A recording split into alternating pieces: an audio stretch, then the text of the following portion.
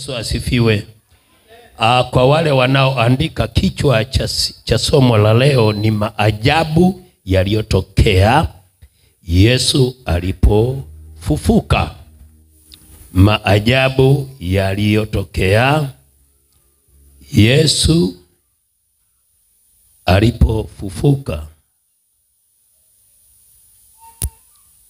Mathayo 28 mstari wa kwanza mpaka 15 tumesoma. Luka 24 mstari wa 13 mpaka 35 tumesoma. Marko mtakatifu sura ya 16 mpaka sura 16 mstari wa kwanza mpaka 14 tumesoma.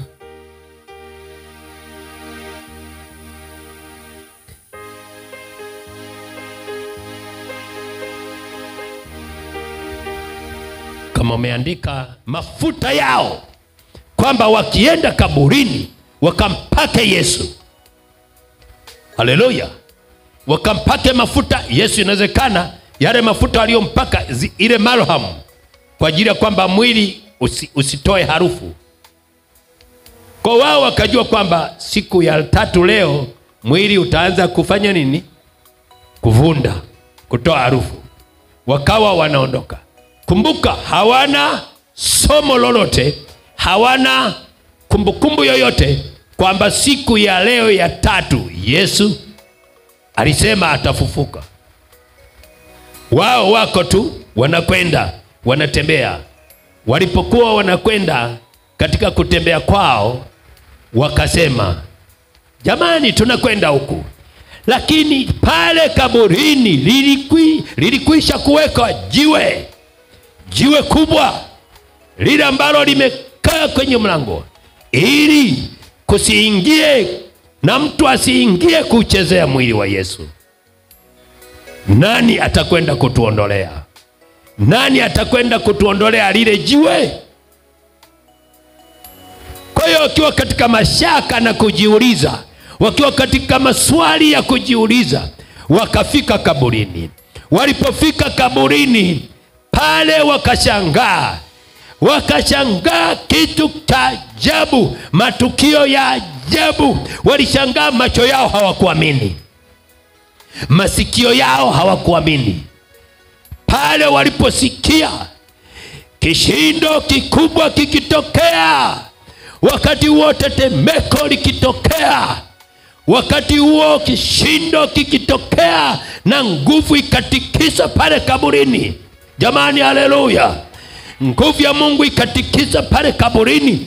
Biblia ninayosoma na tuliyosoma leo inaambia kwamba mahali pale palipotikisika, wakati ule Mungu akishuka mahali pale kwa malaika, alishuka pale katika namna ya nguvu ya Mungu. Tetemeko likatokea, miali ikatokea, umeme ukatokea, nguvu ya Mungu ikajaa mahali pale, na malaika akakaa katika mng'aro wa umeme. Jamani, haleluya. Jiwe likaogopa, kaburi likaogopa. Kwa sababu gani?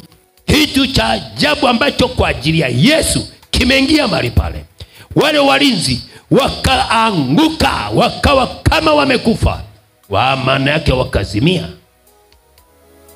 Walinzi waliokuwa wanalinda kwa sababu ya amri ya Wayahudi wakawa kama wafu, wakazimia kabisa. Alafu ndipo wale wanawake wanaangalia, wakasema, wakasikia, mnamtafuta nani? Mnamtafuta huyu Yesu aliyekufa. Hayumo kaburini, amekwisha fufuka. Hamkumbuki? Amekwisha kufufuka kama alivyosema. Ondokeni hapa, nendeni kawaambieni watu wengine, kawaambieni wanafunzi wake kwamba Yesu hayumo kaburini, kafufuka. Jamani, haleluya.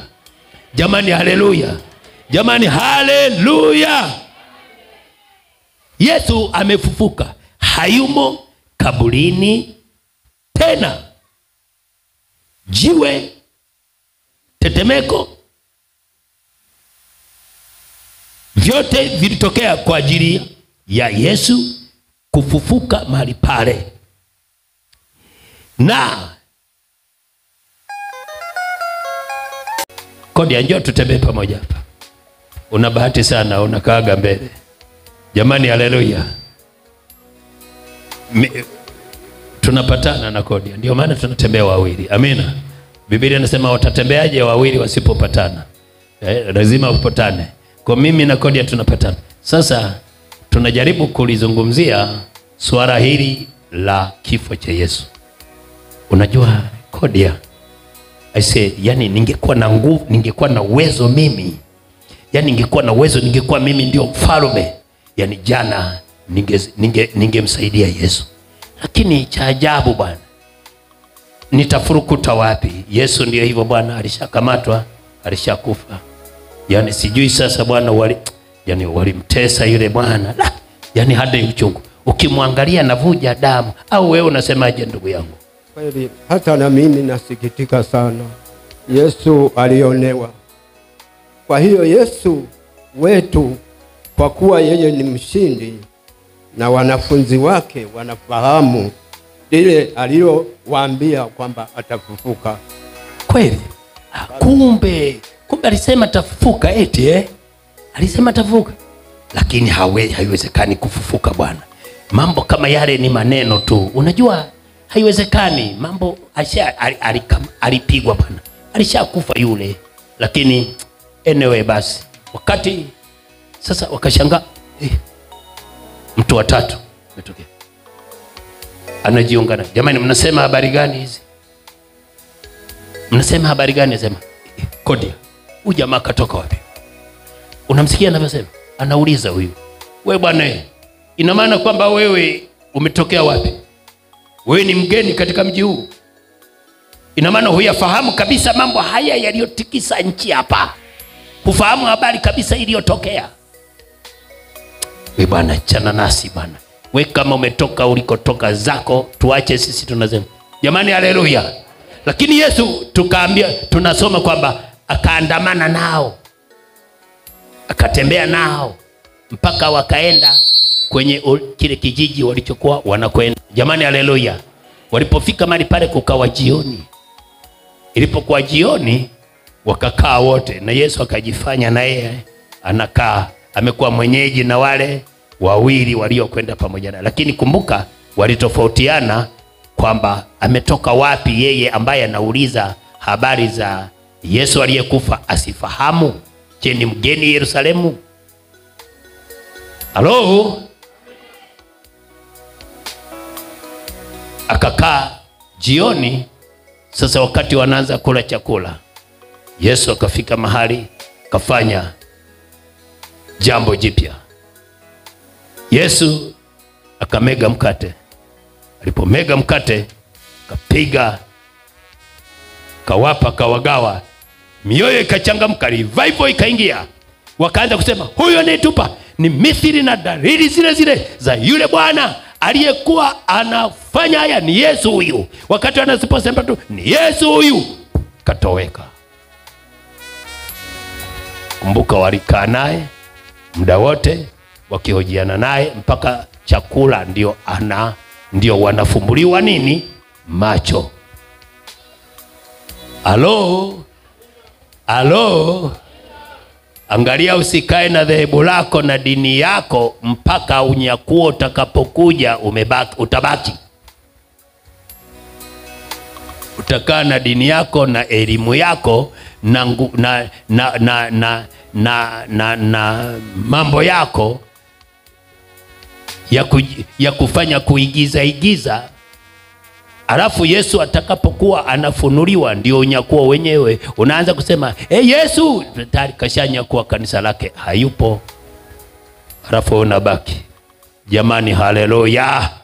Wale walipoanza wanasema, jamani, hatukufumbuliwa macho kabisa tuchangamke mpaka huyu bwana tumefikia mahali masaa yote haya. Mbona tungepata angalau cha kupata? Sasa mbona hatujapata chochote mpaka ameondoka?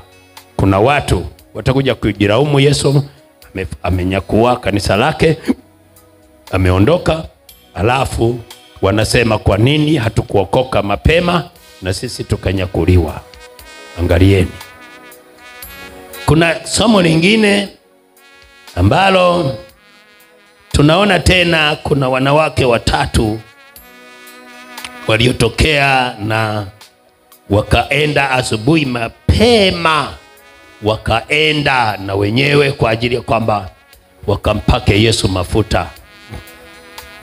Tumesoma kina Mariamu Magdalena na Mariamu yule wa pili na Salome. Kama upo hapa Salome, sio wewe. Salome yule wa Biblia. Amen. Amen. Inawezekana na wewe una upako huo kwa sababu una jina nzuri. Basi Salome ndio wajasiri hawa watu wanawake. Hatujasoma madume hapa. Haya majamaa madume ya kina Petro, akina Yakobo, akina Yohana walikuja kuambiwa na akina dada. Walikuja kuambiwa na akina mama.